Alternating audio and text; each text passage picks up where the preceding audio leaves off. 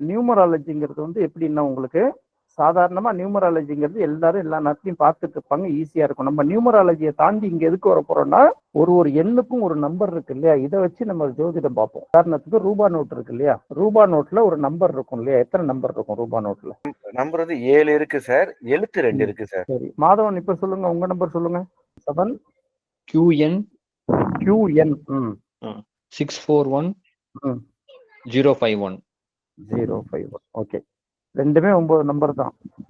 ஒருத்தங்க எதுவுமே தெரியாம உங்கள்கிட்ட வந்து ஏதாவது ஒரு ஐடியா சொல்லுங்க, நீங்க என்னென்னோ படிச்சிருக்கீங்களான்னு கேட்டாங்கன்னா இந்த ரூபா நோட்டை கையில வச்சுட்டு ஒரு ஜாதகம் போடலாம். ஏன்னா இன்னைக்கு இப்போ நம்ம பாக்கெட்ல இருக்கிற பணம் வந்து இன்னும் கொஞ்ச நேரம் கழிச்சு வேற எங்க வேணாலும் போகலாம், ஏதோ ஒரு பொருளை வாங்குவோம், எங்க போயிடலாம். அதனால இப்போதைக்கு நம்ம மனநிலை என்னங்கிறத சொல்லக்கூடியது இந்த ரூபா நோட்லன்னு சொல்ல முடியும்.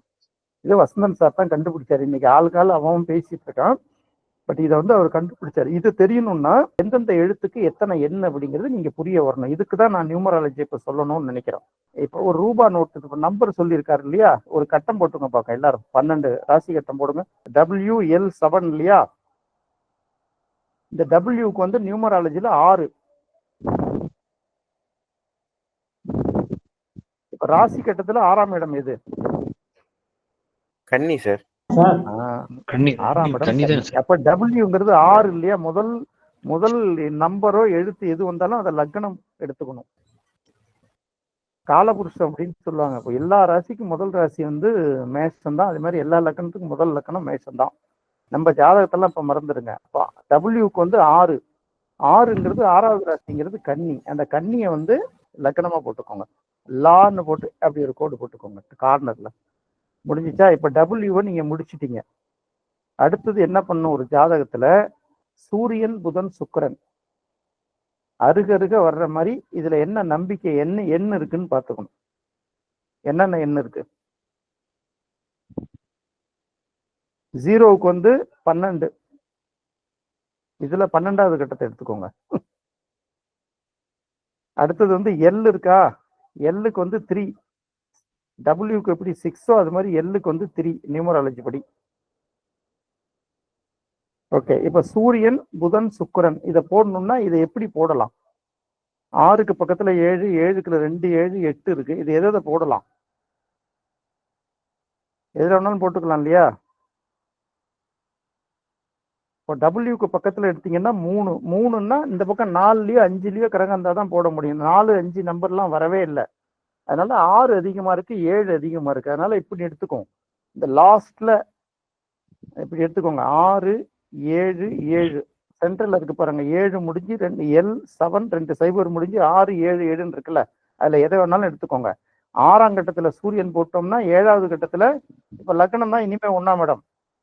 லக்னம் போடுற வரைக்கும் தான் மேஷம் 1ஆம் இடம். லக்னம் போட்டீங்கன்னா லக்னம் தான் 1ஆம் இடம். அப்போ 6, 7, 7 அது 3த்தையும் எடுத்துக்குவோம். 6ஆம் இடத்துல சூரியன் போட்டுடலாமா? 6ஆம் இடம் என்ன ஒரு கன்னியில இருந்து கும்பம் சார். கும்பம். அதுல சூரியன் போட்டுக்கோங்க. அடுத்தது 7, 7 2 பக்கத்துல இருக்கு. 7ஆம் இடத்துல புதனையும் சுக்கிரனையும் போட்டுடலாமா? Okay sir. மீனத்துல இப்ப சூரியனும் புதன் சுக்கிரன் கடகடன்னு வந்துருச்சு. இது ரெண்டும் எப்படி வேணாலும் போட்டுக்கலாம். முன்ன பண்ண கரெக்டா பக்கத்துல போட்டுட்டோம். இப்போ மற்ற எண்கள்ல நீங்க என்ன பண்ணணும்னா சூரியனை போட்டதுனால அடுத்தது சந்திரன் எடுத்துக்கோங்க. டபிள்யூக்கு பக்கத்துல எல் இருக்குல்ல, எல்லுக்கு வந்து 3 நம்பர். அதனால கன்னியில இருந்து 3ஆம் இடம் எது?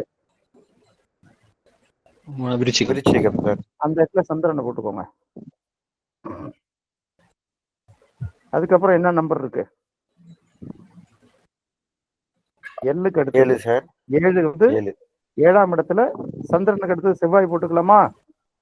7ஆம் இடத்துல போடணும். 7ஆம் இடம் எது? ஏற்கனவே புதன் சுக்கிரன் போட்டிருக்கீங்களா, அங்கேயே செவ்வாயை போட்டுக்கோங்க. ஓகேவா? புதன் ஆல்ரெடி போட்டுட்டோம், அதனால இப்ப நம்ம குரு தான் போடணும். 0 வந்து நம்ம 12ன்னு எடுத்துக்கிட்டோம். 0 வந்ததுன்னா நீங்க 12ன்னு எடுத்துக்கங்க. 12ஆம் இடத்துல குரு போட்டுக்கோங்க. குரு முடிஞ்சிச்சா? இன்னொரு 0 வருதா, அதுவும் 12ஆம் இடம் தான். ஏற்கனவே சுக்கிரன் போட்டதுனால அடுத்து சனி எங்க? 12ஆம் இடத்துல சனியையும் போட்டுக்கோங்க. புரியுதா? குழம்புதா? புரியுற மாதிரி குழம்புற மாதிரி புரியுது. ஓகே, இன்னும் 2 கட்டம் போடுவோம், சரியா போயிடும். நம்ம எப்போதுமே ஃபர்ஸ்ட்ல இருந்து முக்கூட்டு கிரகங்கள்னு ஒரு விஷயத்த சொல்லுவோம். சூரியன், புதன், சுக்கிரன், இது எப்போதுமே அதை ஒட்டி 60 டிகிரி. சூரியன்ல இருந்து முன்னாடி 2 கட்டம் போகலாம் அல்லது பின்னாடி 2 கட்டம் போகலாம், அதுக்குள்ள வரணும். அதுக்கு தகுந்த மாதிரி இங்க நம்பர் என்ன மேட்ச் ஆகுது அப்படின்னு பார்த்து எடுத்துக்கிறீங்க. அப்படி பார்க்கும்போது நான் என்ன எடுத்துக்கிறேன்னா 6 போட்டு 2 7 எடுத்துக்கிறேன். சில சமயத்துல 7 2 7 போட்டு ஒரு 8 கூட எடுத்துக்கலாம், ஏன்னா எப்படி வேணாலும் மேட்ச் வரும். நான் இங்க எப்படி எடுத்திருக்கேன்னா சென்ட்ரல்ல இருக்கு பாருங்க 6 7 7 8, அதுல வந்து 6ஐயும் 7 7ஐயும் ஃபர்ஸ்ட் எடுத்துக்கிட்டேன். இருக்கேன் கன்னியில இருந்து 6ஆம் இடம் வந்து கும்பம் இல்லையா, அதை வந்து நான் சூரியன் போட்டுக்கிட்டேன். அதுக்கு அடுத்தது 7ஆம் இடம்ங்கிறது கன்னியில இருந்து மீனம், அதுல புதன் சுக்கிரன் 2 7 வர்றதுனால ஒரு 7 புதனுக்கு போட்டுக்கிட்டேன், இன்னொரு 7 வந்து சுக்கிரனுக்கு போட்டுக்கிட்டோம். 7ஆம் இடம் அது வந்து எத்தனாம் இடம்ங்கிறது அந்த கணக்கு. கிரகங்களை நம்ம தான் ஆர்டர் பண்ணி போட்டுக்கிறோம். முடிஞ்சிச்சாமா? இந்த சூரியன் புதன் சுக்கிரனை முடிச்சுட்டு தான் இந்த நம்ம ரூபா நோட்டு பிரசன்னத்துல லக்னம் போட்டுட்டு சூரியன் புதன் சுக்கிரனை முடிச்சுட்டு தான் மற்ற கிரகத்துக்கு போகணும்.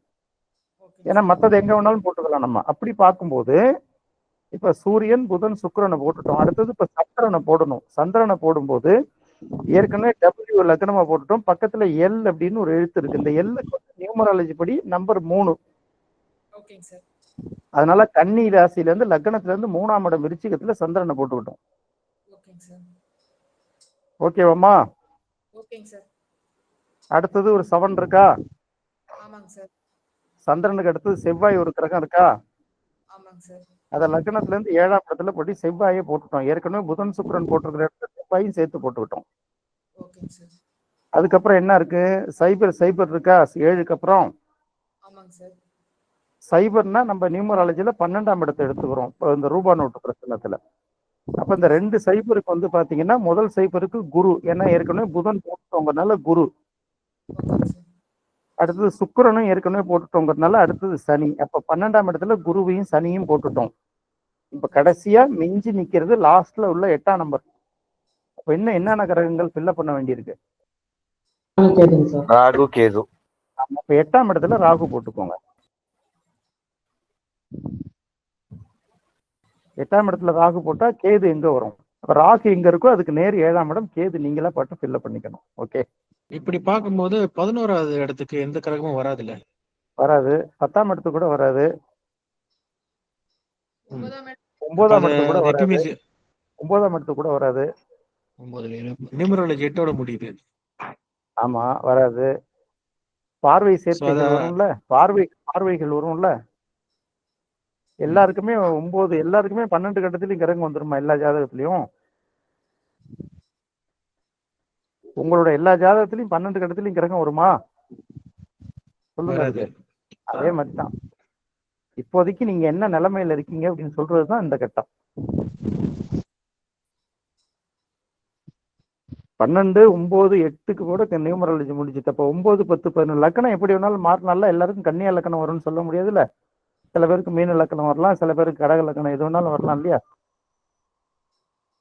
அப்படிதான் இருக்கணும். 12 கட்டமும் ஃபுல்லாகுமா என்ன? 9 மொத்தமே 9 கிரகங்கள் தானே.